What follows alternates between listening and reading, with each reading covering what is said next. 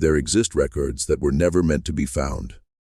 Not due to being lost, not because of fires at courthouses, not from ink fading or paper crumbling over time, though each of those endings eventually came to pass for them as well. These documents endure precisely because those who preserved them acted under the belief that the past, if buried deeply enough, would stay hidden forever. They were wrong. Somewhere in the hill country of Western Virginia, within a county that appears in remarkably few historical texts, the birth ledgers for every child born between 1841 and 1884, 43 uninterrupted years, share one identical peculiarity: not the same district, not the same attending doctor, not the same family surname. The same name occupies the space reserved for the witness to the delivery. 43 years, hundreds of infants, one name, and not a single resident of that county, none who lived through those decades and remained long enough to speak of it, ever provided an explanation, not to their children, not to their clergy, not to the county clerk who first noticed it in 1889, wondering who the person actually was. Before we continue with the account of Harlan County's most unsettling secret, if this is your first time watching, please subscribe and leave a comment telling us which state or city you're viewing from. We have listeners in places we never expected. We want to know where this story is reaching you, because this particular tale, once heard, has a way of staying with you.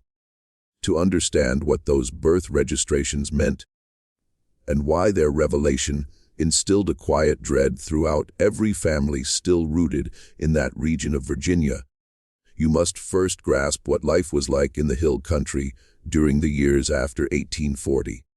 This bore no resemblance to the Virginia of grand plantation estates and sweeping tobacco fields that most picture when they hear the name. The western districts existed as a completely separate world. The mountains there seemed somehow more ancient, as though they had been pressing against the earth longer than seemed possible, and the valleys between them lay narrow and prone to shadow even at midday. The settlements, if they could be called that, consisted of perhaps 200 to 300 souls at most, scattered along creek beds and logging trails. Their livelihoods relied on timber, on modest family farms, and on the quiet, unspoken agreements that governed existence in isolated places. People in these communities did not easily welcome outsiders. They distrusted county officials, circuit court judges, and the men who arrived periodically from the wealthier eastern counties to assess taxes on properties whose boundaries had never been properly surveyed. Trust in the hill country was something earned over generations, measured in small gestures. Whether a neighbor shared seed corn during a poor spring, whether a man showed up when your barn needed raising without being asked. The county seat of what was then called Almore County, a designation that itself disappeared from official Virginia maps following an 1891 redistricting, was a town named Greer's Mill. It contained a courthouse, a general store, 2 churches of different Protestant denominations whose congregations maintained a polite and ancient rivalry, a blacksmith shop, a modest hotel that also served as a boarding house, and a population fluctuating between 140 and 180 depending on the season. The surrounding farmland housed perhaps another 800 people dispersed across ridges and hollows. Families who might visit Greer's Mill 3 or 4 times annually for supplies, for court business, or for the irregular occasions when an itinerant preacher passed through and conducted services in the larger of the 2 churches. Childbirth in these communities rarely involved physicians. No doctor practiced in Greer's Mill until 1857, and even after Dr. Alton Pritt established himself there, his reach extended perhaps 5 miles in any direction before roads became too poor and distances too great for a man on horseback to arrive in time to be useful. Most deliveries were attended by midwives, experienced women whose knowledge had passed through generations, whose hands had guided hundreds of infants into the world, and whose presence at a birth was considered both practical and ceremonial. The birth registration system in Almore County was itself informal compared to Eastern County standards. A ledger book remained at the courthouse, and births were supposed to be recorded within 30 days. In practice, many were registered months later, when a family member happened to pass through Greer's mill. Some were never recorded at all. The clerk who maintained the ledger, a man named Howard Cutter, who held the position from 1836 until his death in 1879, was known for diligence with the records he did receive, filling each entry in his careful, small handwriting. The child's name, the parents' names, the date of birth, the approximate location, the name of the attending midwife or physician, and the name of any witness present. It was in that final column, witness, that the anomaly resided. Howard Cutter died on a Tuesday in March 1879 at age 67 from what was recorded as inflammation of the lungs. He had served as county clerk for 43 years, having assumed the position in 1836 when his predecessor, a man named Amos Vetch, died after being thrown from a horse. Cutter was known throughout the county as precise and methodical, unremarkable in most ways, the kind of person whose absence isn't fully noticed until the machinery he operated begins to malfunction without him. His successor was a younger man named George Harwick, 29 years old and newly married, who had grown up in Greer's mill and been appointed by the County Board of Supervisors, largely because he was literate, punctual, and willing to work for the modest salary the county could afford. Harwick spent his first weeks in the position familiarizing himself with the ledgers, tax rolls, deed books, marriage records, and court dockets. It was routine work, and he approached it methodically as Cutter had before him. He was not the kind of man who looked for trouble in old papers, but the birth ledger stopped him. He noticed it first on a cold morning in April 1879, about 6 weeks after assuming the position. He had been cross-referencing birth records with the death ledger, a clerical task required by the county to maintain what passed for a census, when he caught the same name appearing twice, the witness column of entries from different years. He thought nothing of it initially. A midwife might reasonably appear dozens of times in such a ledger, but then he saw the name a third time and a fourth. He began to go through the birth ledger systematically, starting from the earliest entries he could find. The ledger itself only went back to 1838. The records from before that year had either never been compiled or had been lost, depending on whom you asked. He worked forward through the decades, year by year, page by page. The name appeared for the first time in a birth record dated April 14, 1841. The child was a boy named Thomas, born to a farming family named Dupree, on a property described as lying along the northern fork of Spruce Creek. The witness listed was a woman. Her name was written in Howard Cutter's unmistakable small handwriting. Nora Vance. Harwick moved to the next year. Nora Vance appeared again. He moved to the year after that. Nora Vance. He continued. She appeared in 1845, in 1848, and 1851.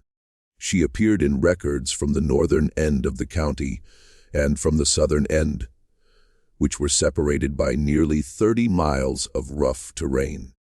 She appeared in winter and in summer.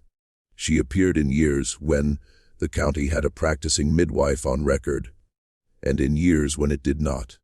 By the time George Harwick had worked through to 1879, the year of his appointment, the year Howard Cutter died, he had found the name Nora Vance as listed witness in 67 birth records, 67 children spanning 38 years. He closed the ledger and sat, for a long moment, in the cold courthouse office, the smell of old paper and tallow candles around him, listening to the sound of the creek behind the building. Then he opened it again and checked his count. He had not made an error. What Harwick did next was the most natural thing in the world. He asked around. He asked the older men who came into the courthouse on business whether they knew a woman named Nora Vance. He asked the women who came to register deeds or pay taxes. He asked Howard Cutter's widow, a quiet woman named Martha, when she came to collect her late husband's outstanding wages. He asked the two clergymen, Reverend Delbert Saps of the Methodist congregation and Reverend O.P. Newland of the Calvary Baptist, whether the name was known to them. The responses he received were, in retrospect, more interesting than the question itself. Most people said they didn't know the name, said it plainly, without hesitation. The way you deny knowing someone you genuinely don't know. But Harwick was a careful observer of people, as men who work with documents often are, and he noticed that the question sometimes produced a small involuntary reaction before the denial. A stillness around the eyes. A slight pause before speaking. The way a person looks when they are deciding something rather than simply answering. Martha Cutter, the late clerk's widow, was the most forthcoming. She was a woman in her mid-60s, by this point with a particular directness that comes from having outlived most circumstances that might have required caution. She told Harwick that she had heard the name once, perhaps 20 years prior, in connection with her husband. She had been sitting in the kitchen of their home while Howard was talking with a man at the back door. She could not see the men from where she sat, and she had heard her husband say in a tone she could not quite characterize, "You tell Nora Vance that this has to stop." She had asked her husband about it afterward. He had said it was county business, and he had never mentioned the name again. Harwick wrote this down in his personal journal, a document that would not surface for another decade, and continued his inquiries. The answers he received from the older farming families were collectively more suggestive than any single response. Several people acknowledged with varying degrees of reluctance that the name Vance was associated with a family that had lived in the most remote part of the county, far up one of the eastern hollows, away from the main roads. They spoke of this family the way people speak of something they have long ago decided not to think about. Not with fear exactly, but with a kind of practiced avoidance that had become so habitual it no longer felt like avoidance at all. One man, an elderly farmer named Rufus Dent, who was at that time in his late 70s, and who seemed to have reached the age at which consequences no longer held much weight, told Harwick something more specific. He said that when he was a boy, perhaps 12 or 13 years old, which would have placed the memory sometime around 1813 or 1814, nearly 70 years before the conversation, there had been a woman who came down from the eastern hollows to attend births throughout the county. He did not know her family name as a child. She was called simply the Vance woman, or sometimes the woman from the hollow. She was not a midwife in the usual sense. She had never apprenticed with anyone, had no formal knowledge that anyone could point to. But she was sought out particularly for difficult births, because her presence was considered to ensure a good outcome. Not in a religious sense, Dent clarified, not the way you'd call for a preacher, but in a practical sense. Women who were attended by her were said to recover more quickly. Children born with her present were said to be stronger. He had seen her once as a boy. He said she had come to his family's farm when his mother was in labor with what would become his youngest sister. He remembered a woman of indeterminate age.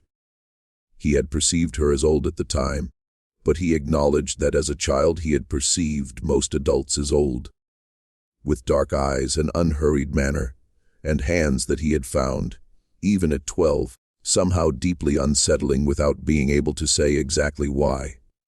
His mother had recovered. His sister had survived. He had not seen the woman again after that. Harwick asked him how old she had appeared to be. Dent thought about it for a long moment. 40 perhaps, he said finally. Maybe 50. It's hard to say. She looked the same age the second time I saw her. And that was 30 years later. Harwick paused his writing. He looked up from his journal. You said you saw her only once, he said. Dent met his eyes without expression.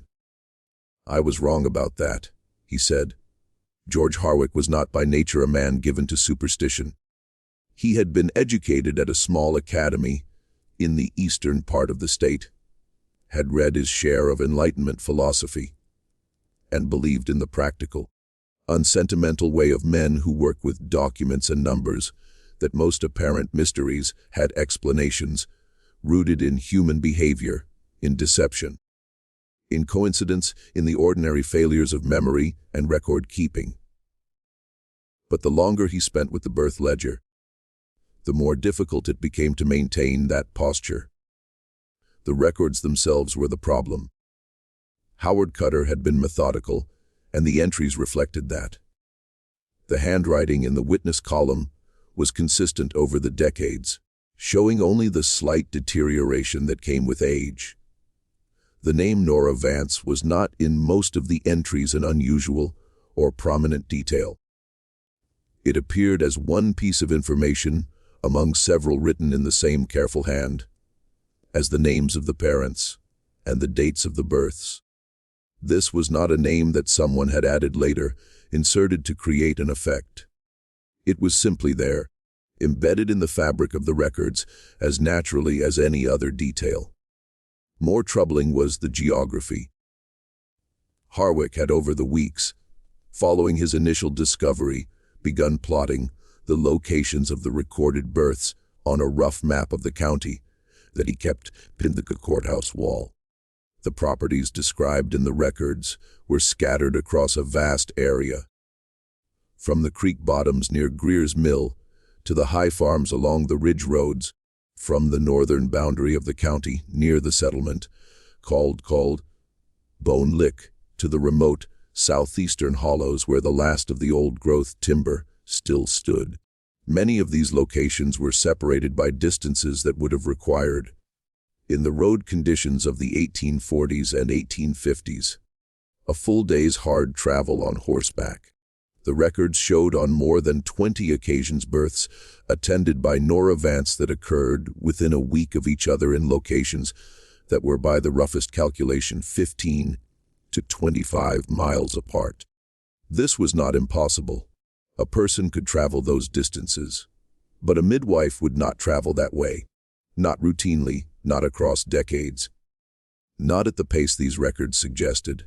A midwife's territory was circumscribed by practical realities, by road conditions, by the physical demands of the work, by the simple fact that a woman in labor could not always wait for someone to arrive from 20 miles away. A midwife, in other words, stayed close to where she was needed. Nora Vance, if the records were accurate, appeared to be everywhere at once. Harwick brought this observation to Dr. Alton Pritt, who had been the county's only practicing physician since 1857. Pritt was in his late 50s by this point, a cautious, deliberate man who had arrived in Greer's Mill from Ohio and had spent 20 years developing, with considerable effort, the trust of a community that was not naturally inclined to trust physicians. He listened to Harwick's account with the careful attention of a man who knows that what he says next will be repeated. "You're describing a situation that requires explanation," he said finally. "That's what I've been doing for 6 weeks," Harwick told him. "Then let me suggest 2 possibilities," Pritt said. "The first is that there is more than one woman named Nora Vance. A name can persist in a family across generations. A daughter takes her mother's name or is called by it." "I considered that," Harwick said. "The handwriting is consistent. Cutter was recording one name, one woman over 38 years. That doesn't mean it was one woman," Pritt said.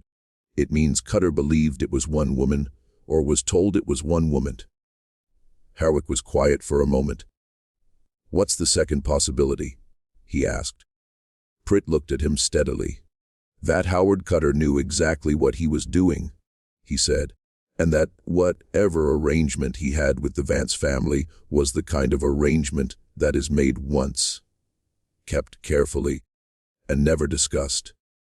The possibility that Cutter's meticulous record-keeping was not incidental, but deliberate, that the name appearing in the ledger was not an artifact of honest clerical work, but a constructed and purposeful trail, had not fully occurred to Harwick until that moment. He thought of Martha Cutter's account of her husband at the back door, speaking to a man he could not see. You tell Nora Vance that this has to stop. Whatever that conversation had been about, it had taken place sometime around 1858 or 1859, more than 20 years before Cutter's death, and the name had continued to appear in the records for another 20 years after that. Whatever it was that Cutter had wanted to stop, it had not stopped. It was in the late summer of 1880, more than a year after his initial discovery, that George Harwick found the first piece of evidence that changed the nature of the investigation entirely. He had been corresponding with the county clerk of an adjacent county, a man named Peel, on routine administrative matters, and had mentioned in passing the anomaly in the birth records. He had not been certain why he mentioned it. Professional habit, perhaps, or the need that comes from sitting too long with an unanswered question.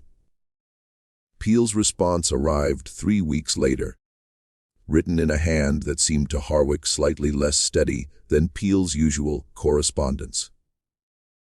He wrote that he had, upon receiving Harwick's letter, checked his own county's birth records as a point of comparison.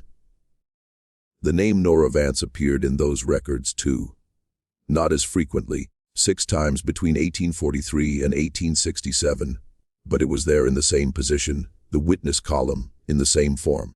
Peel added one detail that Harwick found himself reading twice. 2 of the 6 entries in the adjacent counties' records were from properties described as lying on the far western edge of the county, which was to say on the opposite side of the mountain ridge from Ulmore County's eastern hollows. The same hollows where the Vance family was said to have lived. Harwick wrote back immediately asking whether Peel knew anything of the family's history. 3 weeks passed. A month. Harwick wrote again. He did not receive a reply. He wrote a 3rd time in October of 1880, and the letter was returned to him unopened, stamped with the notation that the addressee was no longer at the listed address. Harwick made inquiries. What he learned was that Peel had resigned his position abruptly in September of 1880 and had moved his family to the city of Wheeling in the northern panhandle of the state, leaving behind no forwarding address and offering no explanation to the county board that he served. Those who had known Peel described him as having become, in the weeks before his departure, anxious and preoccupied, prone to interrupting conversations to look toward doorways or windows. His wife had told a neighbor that he was not sleeping. Harwick never established contact with Peel again. What he did establish through a combination of correspondence with clerks in 3 other surrounding counties and 2 days of searching through archival territorial records at the state capitol was that the name Nora Vance appeared with varying frequency in the birth records of at least 4 counties, fortnightly across a geographic range of roughly 60 miles.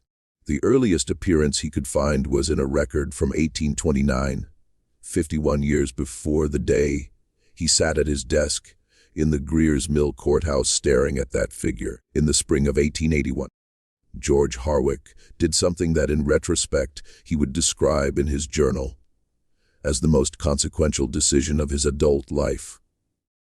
He went to the Eastern Hollow. He went alone on a Saturday, telling no one where he was going. He had asked enough questions by that point to have established approximately where the Vance family property lay.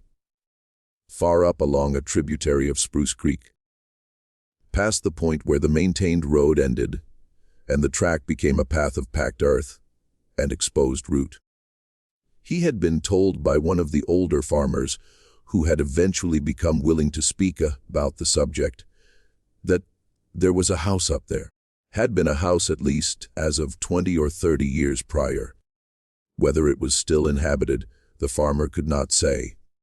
He rode for most of the morning, the path becoming progressively less defined as he climbed, the forest closing overhead in a way that turned the late April light green and diffuse, the sound of the creek below him a constant, low presence that seemed to get no closer no matter how far he traveled. The air at that altitude had a smell that he would later try several times to describe accurately in his journal and never fully succeed. Something like old wood and cold water and something else. Something slightly sharp, like the air before a storm, except that the sky, the fragments he could see through the canopy, was perfectly clear. He found the house in the early afternoon.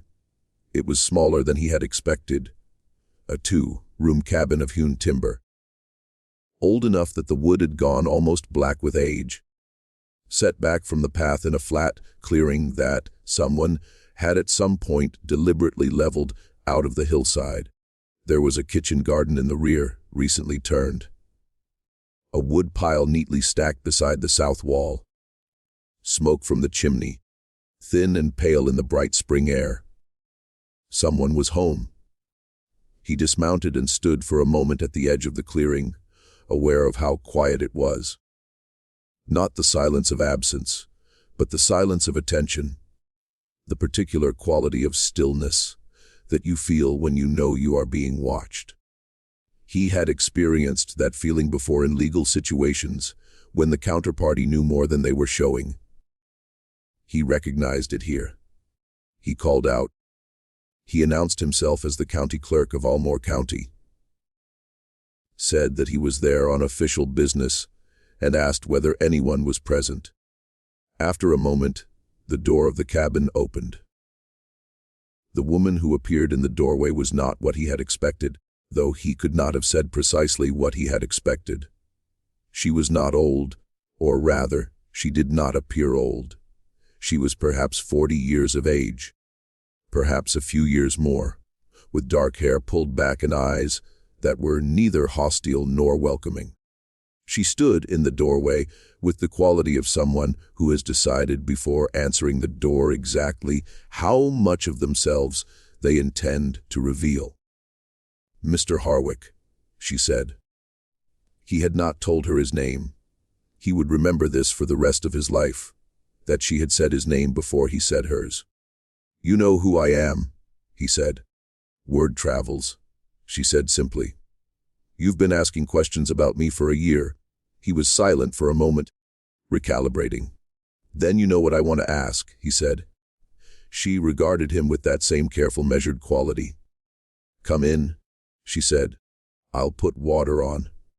What happened inside that cabin on that April afternoon in 1881 is recorded in Harwick's private journal in some detail, though the journal itself was not discovered until 1913, when it turned up in a box of miscellaneous papers purchased at an estate auction in Greenbrier County, and did not come to the attention of any historical researcher until the early 1940s. The woman in the cabin told Harwick her name was Nora. She did not volunteer a family name, and he did not press, having learned by then that there were things in that county that became more opaque the harder you pushed on them. She was not what the older residents' accounts had suggested. She was not mysterious or evasive in the way that Harwick had perhaps unconsciously been anticipating. She was practical. She answered his questions directly, which was in its own way more unsettling than if she had been guarded. She told him that the Vance name in the birth records was correct, that it had always referred to one woman, that the woman had not always been her. She explained what she meant with the patience that suggested she had explained it before. To people who had asked, as Harwick was asking, from a position of confusion that she had long since moved past. The Vance name, she said, was not a family name in the conventional sense. It was something closer to a title or a role.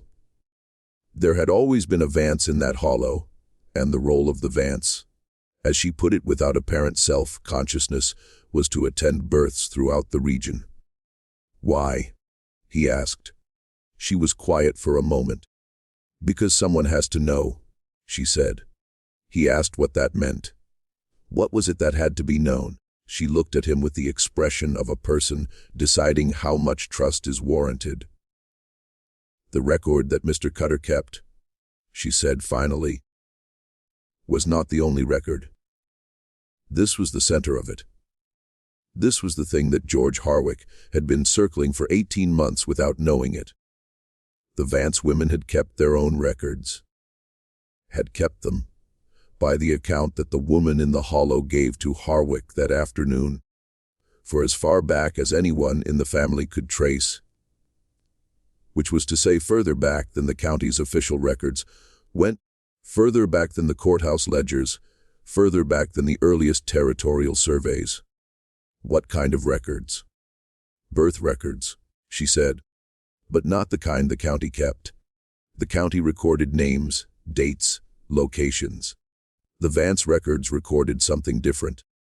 She recorded what she called conditions, a word that in the context of the conversation, as Harwick later wrote it down, seemed to mean something more than the physical state of the mother or the health of the child.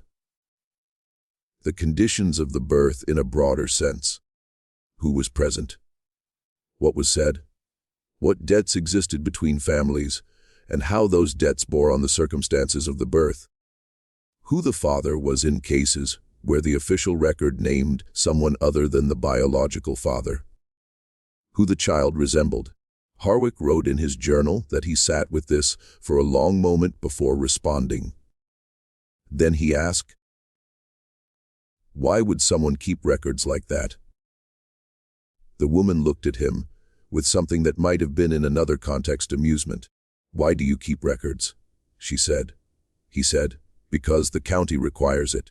Because the law depends on accurate documentation of births and deaths and property transfers. Yes, she said. And these records serve a similar function. He asked her to explain. She said, there are things that happen in communities that the official records do not capture. Arrangements that are made between families, agreements that are honored or broken, obligations that pass from one generation to the next without ever being written down in the courthouse ledger. The kind of things that determine who inherits land, who owes a debt, who has a claim on whom. In a place like this, in a county like this, those undocumented arrangements were not minor details.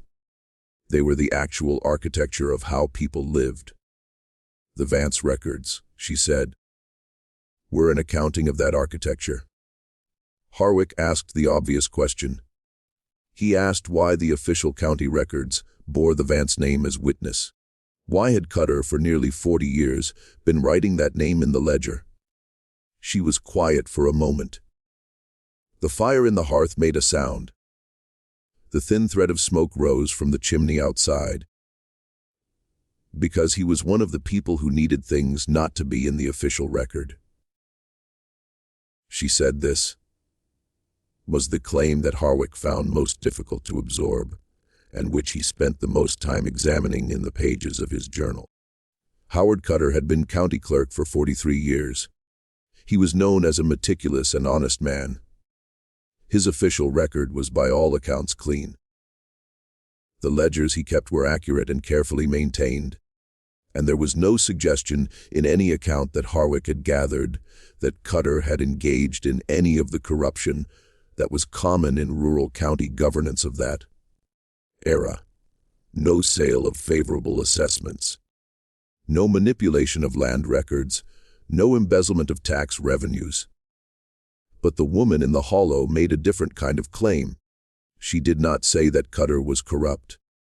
She said that Cutter was careful, that the relationship between Cutter and the Vance family had been, from his perspective, a form of insurance.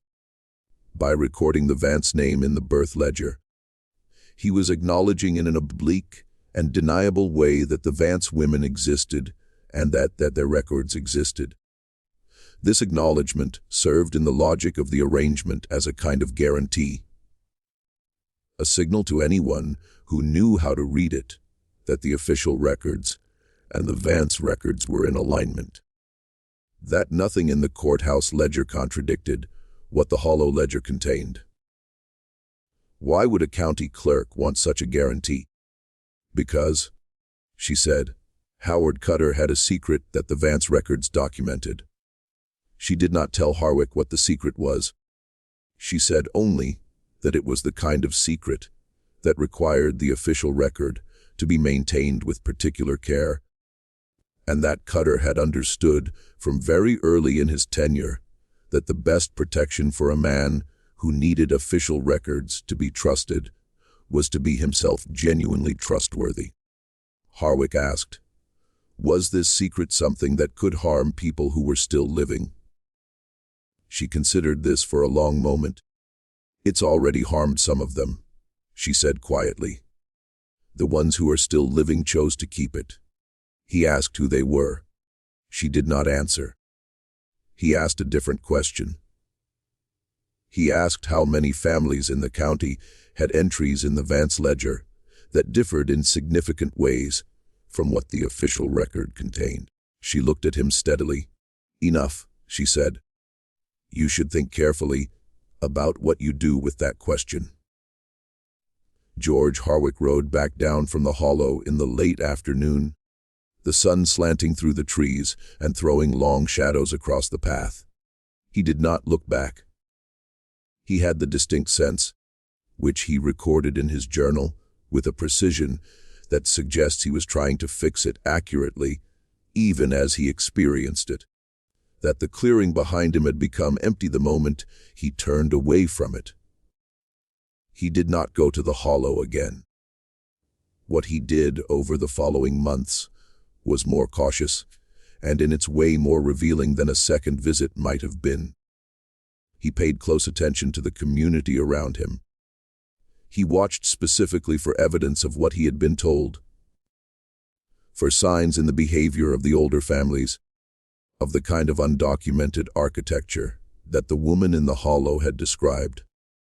He found it not in dramatic form, not in accusations or confrontations or anything that would have been visible to a casual observer. He found it in the small, unremarkable transactions that constitute the daily life of a rural community, in the way certain families treated certain other families, in which land disputes were pursued aggressively and which were allowed to quietly resolve, in whose credit at the general store was honored without question and whose was scrutinized. He found it in silences, in the specific, almost tangible quality of quiet that came over a room when certain subjects were approached. The way conversation would redirect itself around particular years or particular nears, with the practiced ease of water moving around an obstacle, has learned to avoid. He had been living in this community for 2 years. He had thought he was learning it. He understood now that he had been reading the official version of it, the surface record, while the actual ledger existed somewhere else entirely. In September of 1881, he received an unexpected visitor at the courthouse. The man gave his name as Dyer. He offered no first name, and Harwick did not ask. He was perhaps 60 years old, a farmer by his appearance, a man of the county by his manner. He said he had heard that the new clerk had been asking questions about old records. Harwick said yes, that was accurate. The man said he wanted to offer some advice. He said, "There are records in this county that have been kept a certain way for a long time. The people who kept them that way had reasons. Some of those reasons are still operating. Harwick asked what he meant. The man looked at him with an expression that was not hostile. It was, Harwick wrote later, almost kind. The expression of a person who is delivering a warning because they have decided that the warning is genuinely warranted. There are people in this county, the man said, who have built their lives on the assumption that certain things are settled. Land, names, family lines. If the records you're looking at suggest that those things aren't settled the way people believe they are, it would be better for a lot of people if that stayed as a private question. Harwick said, "Are you suggesting I stop my inquiry?" "I'm suggesting," the man said carefully, "that you think about what the inquiry is for. If it's for the county to improve the records, there's nothing in those records that affects the county now. The people those records belong to are mostly dead or gone." He paused. "And if it's for something else," he said, "then I'd suggest you think about who else might be asking the same question." He left without being asked to stay. Harwick sat in the empty courthouse for a long time after, listening to the sound of the creek. 2 weeks later, someone broke into the courthouse during a night when Harwick was not present. Nothing was taken. The only disturbance was in the storage room where the older ledgers were kept. The books had been moved, not damaged, rearranged, as if someone had been looking for something. The birth ledger was in its place. Harwick checked it carefully. Nothing had been removed, but 3 pages near the back of the ledger, covering records from the late 1870s, had been partially erased. The witness column scraped with a knife and rewritten in a hand that was close to Howard Cutter's, but not identical. The name that had been written in those 3 entries was not Nora Vance. It was simply Orknown. Harwick spent the winter of 1881 and into the spring of 1882 in a state that he described in his journal as one of suspended decision.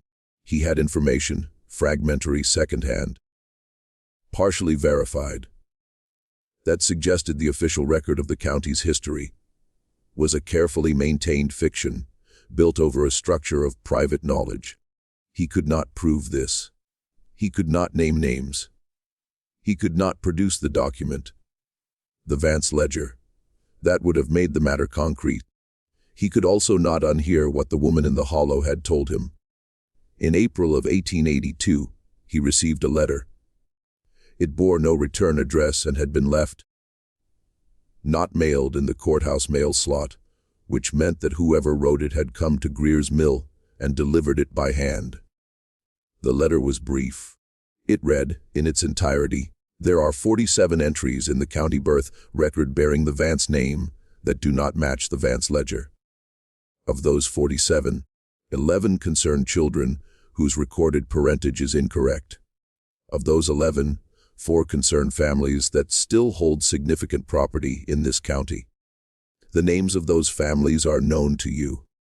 If you know which 4, I mean you understand why no further communication on this subject is possible. Burn this letter." Harwick did not burn it.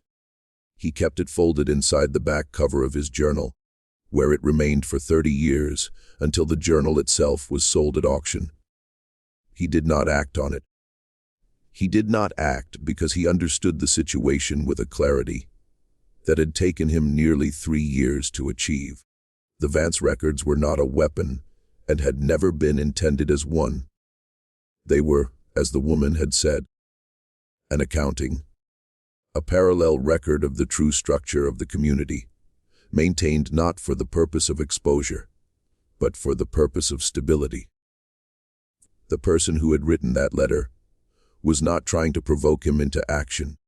They were telling him exactly enough to ensure that he understood what he was dealing with. The 4 families whose parentage records were incorrect were almost certainly the 4 families whose land holdings and community standing depended, in ways that a careful examination of deed records and inheritance lines would reveal. On the official birth record remaining unquestioned, to expose the discrepancy would not merely embarrass those families. It would unravel a set of property rights and social arrangements that had been operating unchallenged for decades. The legal consequences alone would have been catastrophic. The human consequences in a county where property disputes had, within living memory, ended in violence did not bear thinking about. Harwick made his decision. He decided to do nothing. He continued in his position as county clerk for another 11 years until 1893, when Almore County was redistricted out of existence and its records were absorbed into the newly constituted county that replaced it. He was known throughout his tenure as a reliable and conscientious official.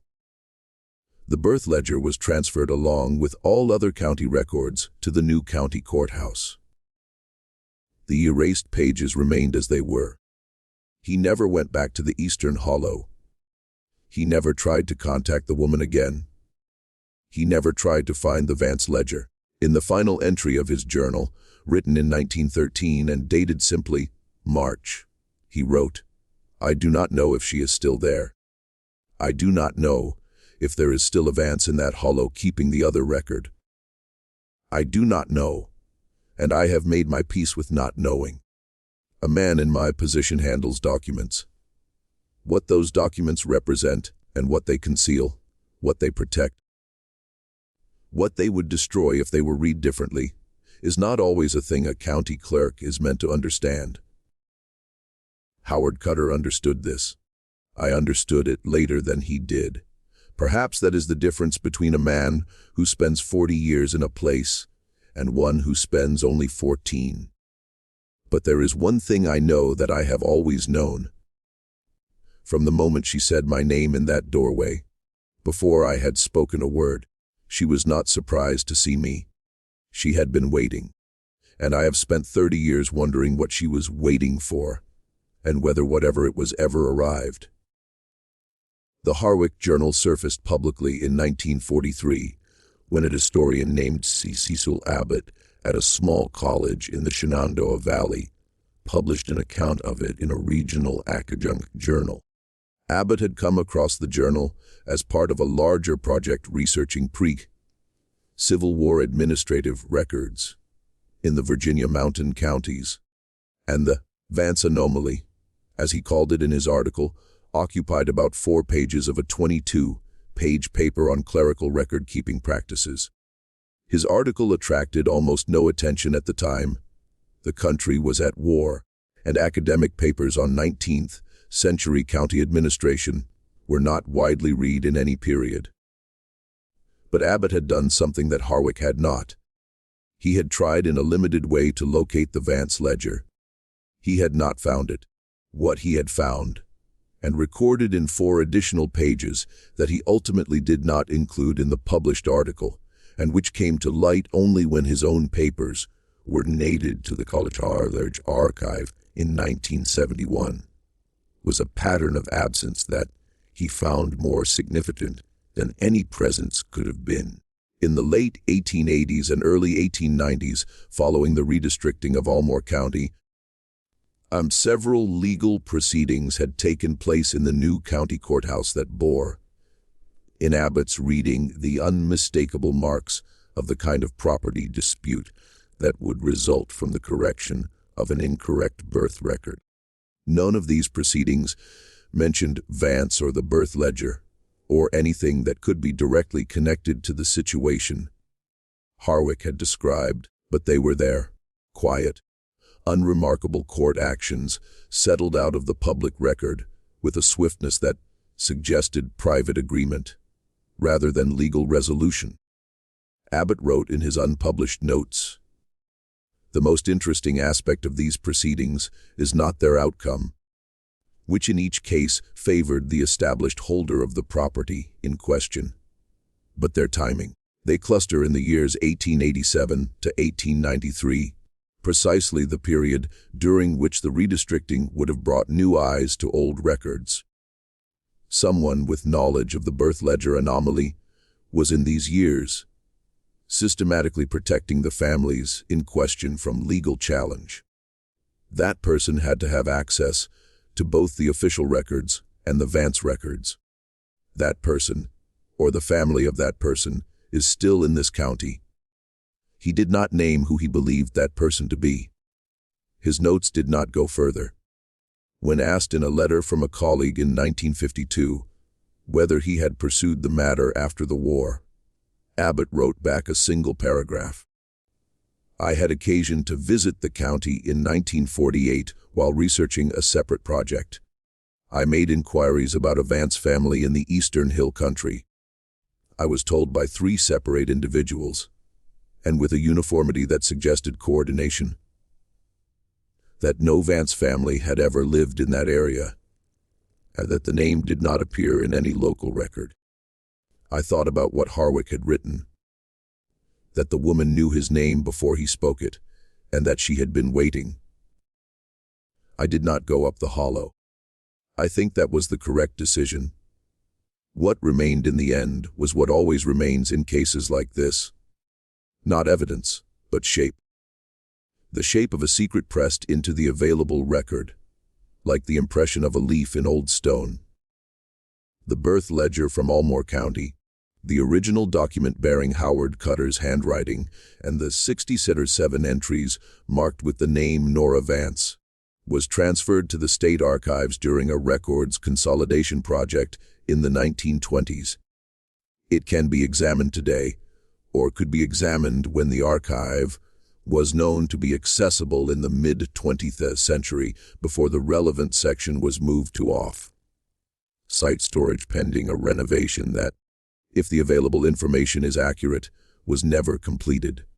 The Vance Ledger, the other record, the private accounting of the actual architecture of the county's family life, has never been found. No historian, no legal researcher, no journalist who has followed the trail of the Harwick Journal has located a document matching its description. This is, depending on your disposition, either evidence that it never existed or evidence that it was very well hidden. The 4 families referenced in the anonymous letter to Harwick, the families whose property holdings depended on an incorrect birth record, were never definitively identified. Abbott believed he knew 2 of them. His unpublished notes named 2 surnames that he had identified through cross, referencing the property disputes of 1887 to 1893 with the birth records of the 1840s and 1850s. He did not publish these names. He did not explain in any document he left behind why he chose not to publish them. George Harwick died in 1921 at the age of 71, having spent the last 28 years of his life working in a hardware store in Lewisburg. He never discussed the journal publicly. He never returned to Greer's Mill. He had 2 children, a son and a daughter, who survived him. Neither appears to have known about the journal. Howard Cutter's widow, Martha, died in 1893, a few months after the redistricting that erased Almore County from the official maps. She is buried in a cemetery in what is now the eastern edge of the county that replaced it. Her gravestone names her husband and his years of service as county clerk. It contains no other identifying information. The woman in the hollow, the woman who told George Harwick her name was Nora, who said the record that Mr. Cutter kept was not the only record, who knew his name before he spoke, does not appear in any official record in any form. Not in the birth ledger, not in the death records, not in the tax rolls of Almore County or any surrounding county, not in the census records of 1850, 1860, 1870, or 1880. She appears only in the birth records, in the witness column, in 67 entries spanning 38 years. And before that, in records from adjacent counties going back to 1829. And if the Vance Ledger exists, in whatever hidden place it has been kept since George Harwick declined to search for it, it contains the true version of this story. The names, the details, the debts and obligations and biological facts that the official record was built to conceal. It contains, presumably, the full accounting of what Howard Cutter wanted, stopped and could not stop, and what it cost him to carry that knowledge for 40 years. Writing the same name in the same careful hand year after year after year. A record is only as honest as the person who keeps it. And some records, it turns out, are kept by more than one person. That has always been the unsettling part. Not the name that appeared 67 times, but the name that appeared nowhere at all and knew everything. Anyway, what do you think of this story? Do you believe everything was revealed? Leave your comment below. If you enjoyed this and want more stories like this, subscribe, hit the notification bell, and share with someone who loves dark mysteries. See you in the next one.